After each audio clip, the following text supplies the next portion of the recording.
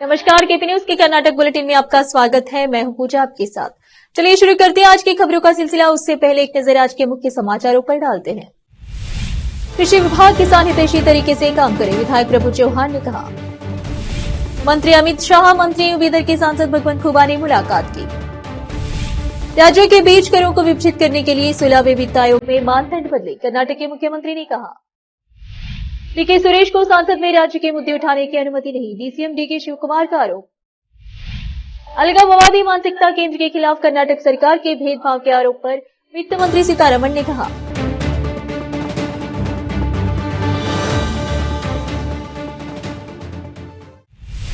समाचारों का सिलसिला शुरू करते हुए देखते समाचार विस्तार से। पहले देखेंगे स्थानीय समाचार। किसानों के कल्याण के लिए कृषि विभाग के जो अधिकारी कर्मचारी हैं, उन्हें किसान बनकर काम करना चाहिए। कार्यालय में आने वाले किसानों से विनम्रता पूर्वक व्यवहार किया जाए। पूर्व मंत्री व विधायक प्रभु बी चौहान ने कहा कि सरकारी योजनाओं को किसानों तक पहुंचाने का प्रयास करें। चौहान ने अधिकारियों और कर्मचारियों से कहा। उन्होंने 8 फरवरी को विश्व बैंक सहायता प्राप्त रिवार्ड वाटरशेड विकास परियोजना के तहत तालुका बल्लूर के रेवपैया मंदिर हॉल में जिला पंचायत जलग्रहण विकास विभाग, कृषि विभाग, औराद पाशापुर उप जलग्रहण क्षेत्र की ओर से बात की। वाटरशेड विकास परियोजना के तहत 5.45 करोड़ रुपए की लागत से कार्य किया जा रहा है, जिसके तहत 5,400 हेक्टेयर भूमि को सुविधा प्रदान करने की योजना है। विधायक ने बताया कि तालुका के मनिगिमपुरा, बाजेपल्ली, लाधा, मुस्तापुर, बल्लूरा, कोटा, पाशापुर गांव में बंदी एजी कृषि होंडा, चेक डैम, गोगट्टा सहित विभिन्न कार्य किए जा रहे हैं। विशेष संवाददाता की रिपोर्ट।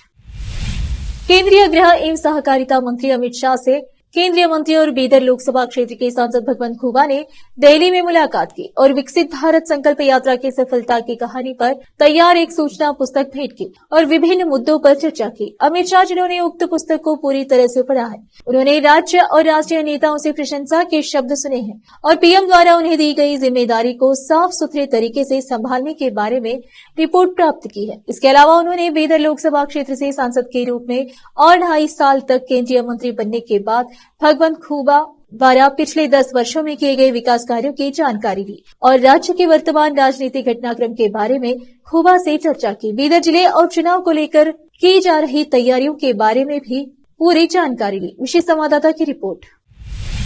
रोकते समाचारों का सिलसिला ब्रेक के लिए। चल लौटते हैं ब्रेक के बाद।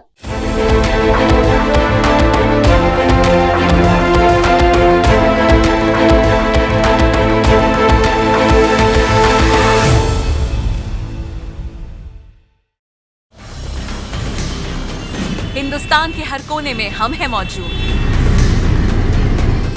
24 घंटे हालात पर गहरी नजर,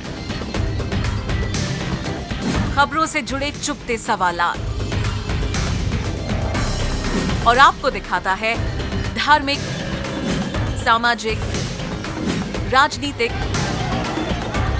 लोकल और इंटरनेशनल न्यूज की सबसे बेहतर कवरेज, जो आपको रखती है हर पल बाखबर। देश और दुनिया भर की खबर के लिए देखते रहें KP news 24/7।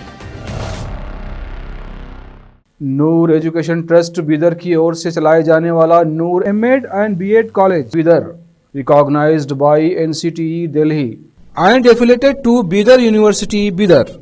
Admission are open for the academic year 2023-24. विशेषज्ञ और सक्षम शिक्षकों द्वारा शिक्षा प्राप्त करने के लिए नूर एमएड एंड बीएड कॉलेज में दाखिला लें और शांत वातावरण में शिक्षा प्राप्त करें। बीदर शहर में बेहतर शिक्षा का एकमात्र केंद्र Noor MEd and BEd college, Shahpur gate, Bidar. Phone numbers 9945283920, 8482221297। Hindustan के हर कोने में हम हैं मौजूद। 24 घंटे हालात पर गहरी नजर, खबरों से जुड़े चुपते सवालात और आपको दिखाता है धार्मिक, सामाजिक, राजनीतिक, लोकल और इंटरनेशनल न्यूज की सबसे बेहतर कवरेज, जो आपको रखती है हर पल बाखबर। देश और दुनिया भर की खबर के लिए देखते रहें केपी न्यूज 24/7।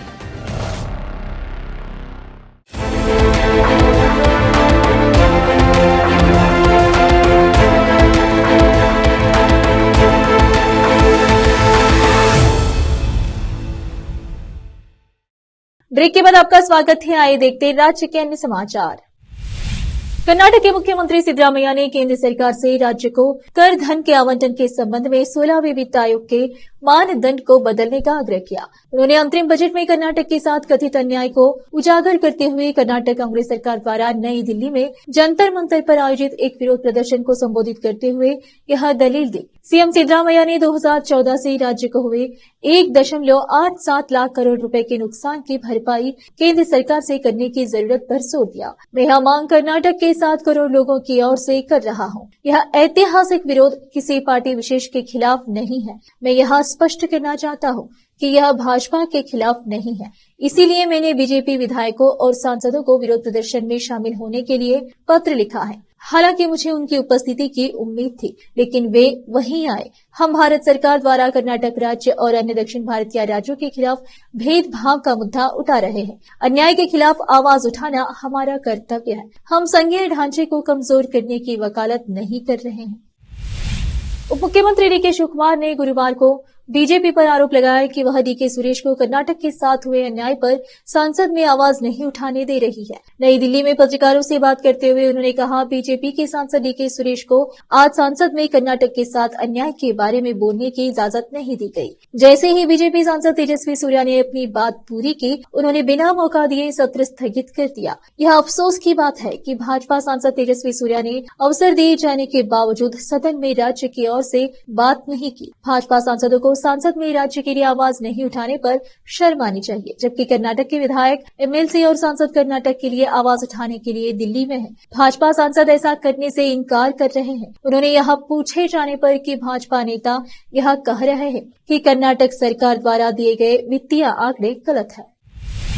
वित्त मंत्री निर्मला सीतारमण ने कर्नाटक की कांग्रेस सरकार पर हमला बोलते हुए उस पर अलगाववादी मानसिकता रखने और केंद्र द्वारा राज्यों को धन आवंटन के मुद्दे पर झूठी कहानी फैलाने का आरोप लगाया। उनका बयान मुख्यमंत्री सिद्धरामैया के नेतृत्व में कर्नाटक के शीर्ष कांग्रेस नेताओं द्वारा यहां जंतर मंतर पर विरोध प्रदर्शन करने की पृष्ठभूमि में आया है, जिसमें दावा किया गया है कि केंद्र सरकार द्वारा करों के वितरण में राज्य के साथ अन्याय किया गया है और प्रदान करने में देरी हुई है। राज्य सरकार द्वारा किए गए दावों का बिंदु दर बिंदु खंडन करते हुए वित्त मंत्री, जिनके साथ कर्नाटक के सांसद और केंद्रीय मंत्री प्रहलाद जोशी भी शामिल थे, मुख्यमंत्री और उनके सहयोगियों पर बेहद झूठे आरोप लगाने का आरोप लगाया और कहा कि राज्य को कोई जीएसटी क्षतिपूर्ति राशि दे नहीं है। फिर से रोकते समाचारों का सिलसिला एक ब्रेक के लिए। चल लौटते हैं ब्रेक के बाद।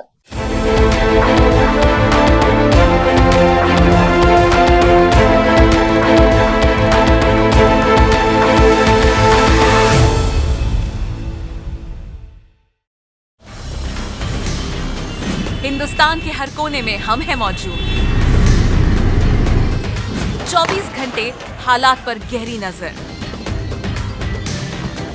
खबरों से जुड़े चुपते सवालात और आपको दिखाता है धार्मिक, सामाजिक, राजनीतिक, लोकल और इंटरनेशनल न्यूज की सबसे बेहतर कवरेज, जो आपको रखती है हर पल बाखबर। देश और दुनिया भर की खबर के लिए देखते रहें KP news 24/7। Noor education trust Bidar की ओर से चलाए जाने वाला Noor MEd and BEd college Bidar, recognized by NCTE Delhi and affiliated to Bidar University, Bidar. Admission are open for the academic year 2023-24. विशेषज्ञ और सक्षम शिक्षकों द्वारा शिक्षा प्राप्त करने के लिए नूर एमएड एंड बीएड कॉलेज में दाखिला लें और शांत वातावरण में शिक्षा प्राप्त करें। बीदर शहर में बेहतर शिक्षा का एकमात्र केंद्र Noor MEd and BEd college, Shahpur gate, Bidar. Phone numbers 9945283920, 8482221297। Hindustan के हर कोने में हम हैं मौजूद। 24 घंटे हालात पर गहरी नजर, खबरों से जुड़े चुपते सवालात, और आपको दिखाता है धार्मिक, सामाजिक, राजनीतिक, लोकल और इंटरनेशनल न्यूज की सबसे बेहतर कवरेज, जो आपको रखती है हर पल बाखबर। देश और दुनिया भर की खबर के लिए देखते रहें केपी न्यूज 24/7।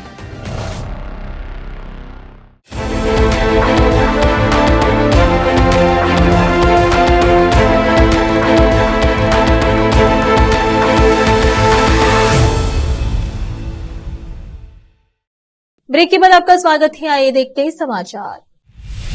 कर्नाटक उच्च न्यायालय ने मुख्यमंत्री सिद्धरामैया और अन्य कांग्रेस नेताओं के खिलाफ 2022 के एक मामले को खारिज करने से इनकार कर दिया, जब उन्होंने तत्कालीन मंत्री के.एस. ईश्वरप्पा के इस्तीफे की मांग को लेकर मार्च निकाला था। यह आदेश सिद्धरामैया, बड़े और माध्यम उद्योग मंत्री एमपी पाटिल, कांग्रेस नेता रणदीप सिंह सुरजेवाला और अन्य द्वारा दायर याचिकाओं के जवाब में न्यायमूर्ति कृष्णा दीक्षित की एकल न्यायाधीश पीठ द्वारा पारित किया गया था। कांग्रेस नेताओं के वकील ने तर्क दिया कि यातायात या कानून व्यवस्था के मुक्त प्रवाह में कोई गड़बड़ी नहीं हुई। आगे तर्क दिया कि लोग भाषण और अभिव्यक्ति की स्वतंत्रता के अधिकार के तहत निर्वाचित प्रतिनिधियों को हटाने की मांग करने के हकदार है। विरोधी वकील ने तर्क दिया कि मार्च पुलिस की चेतावनी के खिलाफ निकाला गया था और इसने वास्तव में यातायात को बाधित किया था और 2021 में पारित एक सरकारी आदेश का उल्लंघन किया गया था। उन्होंने यह भी बताया कि मामले में एक पुलिस अधिकारी को सीधे तौर पर प्रतिवादी के रूप में नामित किया गया है, जिससे लोक सेवकों का। कर्नाटक विधानसभा में विपक्ष के नेता आर अशोक ने दावा किया कि कांग्रेस सरकार की लापरवाही और गैर जिम्मेदारी के कारण मंकी फीवर के कारण 2 लोगों की जान चली गई। उन्होंने कहा, यह बीमारी जिसे कैसनूर वन रोग KFT के नाम से भी जाना जाता है, राज्य के पहाड़ी इलाकों में तेजी से फैल रही है, जिससे चिंताजनक स्थिति पैदा हो रही है। पत्रकारों से बात करते हुए अशोक ने आरोप लगाया कि नवंबर 2023 में मंकी फीवर के मामलों की रिपोर्ट आई थी, लेकिन राज्य सरकार ने उन पर ध्यान नहीं दिया। उन्होंने कहा कि स्वास्थ्य और परिवार कल्याण विभाग की विफलता इस बीमारी के बड़े पैमाने पर फैलने का कारण है। अशोक ने कहा, 2 लोगों की मौत के बाद सरकार जागी और दिशा निर्देश जारी किए। बाद में वरिष्ठ अधिकारियों ने शिवमोगा में एक नियमित बैठक की। अगर सरकार 2 महीने पहले सतर्क हो गई होती तो खतरनाक स्थिति से बचा जा सकता था। राज्य सरकार ने सभी प्रकार के हुक्का उत्पादनों पर तत्काल प्रभाव से पूर्ण प्रतिबंध लगा दिया है। स्वास्थ्य विभाग की ओर से जारी एक अधिसूचना में कहा गया है कि पूरे राज्य में हुक्का उत्पादों के उपभोग, भंडारण और बिक्री तथा उनसे संबंधित विज्ञापनों पर प्रतिबंध लगा दिया गया है। जारी किए गए इस आदेश का उल्लंघन करने वालों के खिलाफ सिगरेट और अन्य तंबाकू उत्पाद अधिनियम COTPA 2003, बच्चों की देखभाल और संरक्षण अधिनियम 2015, खाद्य सुरक्षा और मानक अधिनियम 2006, कर्नाटक जहर नियम 2015 भारतीय के तहत कार्रवाई शुरू की जाएगी। अधिसूचना में कहा गया है कि दंड संहिता और अग्नि नियंत्रण और अग्नि सुरक्षा अधिनियम हुक्के को COTPA अधिनियम के तहत तंबाकू उत्पादन के रूप में वर्गीकृत किया गया है और निकोटीन को कर्नाटक जहर नियम 2015 के तहत जहर के रूप में वर्गीकृत किया गया है। सरकार के संज्ञान में यह आया है कि कई युवा, खासकर कॉलेज के छात्र, नशे की लत के शिकार हो रहे हैं। हुक्का उत्पादकों के लिए अधिसूचना में कहा गया है। 31 डिग्री सेल्सियस के औसत के साथ बेंगलुरु इस समय आश्चर्यजनक रूप से गर्म मौसम से जूझ रहा है। मौसम विज्ञानी इस घटना को अल नीनो के प्रभाव का कारण मानते हैं। अल नीनो एक जलवायु पैटर्न है जो पूर्वी भूमध्य रेखीय प्रशांत महासागर में सतही जल के असामान्य रूप से गर्म होने का वर्णन करता है। इसे मानसूनी वर्षों को दबाने के लिए जाना जाता है। हालांकि मौसम अधिकारियों ने कहा है कि मौजूदा स्थितियां अप्रत्याशित नहीं है। कर्नाटक में हाल ही में गर्मियां अधिक गर्म और शुष्क रही है और यह प्रवृत्ति जारी रहने की संभावना है। पिछले 10 वर्षों के IMD के आंकड़ों के अनुसार बेंगलुरु का औसत उच्च तापमान 34.1 डिग्री सेल्सियस है। पिछले 24 घंटों में बेंगलुरु में अधिकतम तापमान 34.1 डिग्री सेल्सियस दर्ज किया गया, जो सामान्य से 4 डिग्री सेल्सियस अधिक है। न्यूनतम तापमान भी औसत से 2 डिग्री अधिक है, जो 18.4 डिग्री सेल्सियस है। सप्ताह के लिए आईएमडी का पूर्वानुमान यह भी बताता है कि बेंगलुरु गर्म मौसम की चपेटे में रहेगा। अगले सप्ताह अधिकतम तापमान 33 डिग्री सेल्सियस और न्यूनतम तापमान 17 डिग्री सेल्सियस के आसपास रहने की उम्मीद है। फिर से एक नजर मुख्य समाचारों पर। कृषि विभाग किसान हितैषी तरीके से काम करे, विधायक प्रभु चौहान ने कहा। मंत्री अमित शाह, मंत्री बीदर के सांसद भगवंत खुबा ने मुलाकात की। राज्यों के बीच करों को विभाजित करने के लिए 16वें वित्त आयोग में मानदंड बदले, कर्नाटक के मुख्यमंत्री ने कहा। डीके सुरेश को सांसद में राज्य के मुद्दे उठाने की अनुमति नहीं, डीसीएम डीके शिवकुमार का आरोप। अलगाववादी मानसिकता केंद्र के खिलाफ कर्नाटक सरकार के भेदभाव के आरोप पर वित्त मंत्री सीतारमण ने कहा।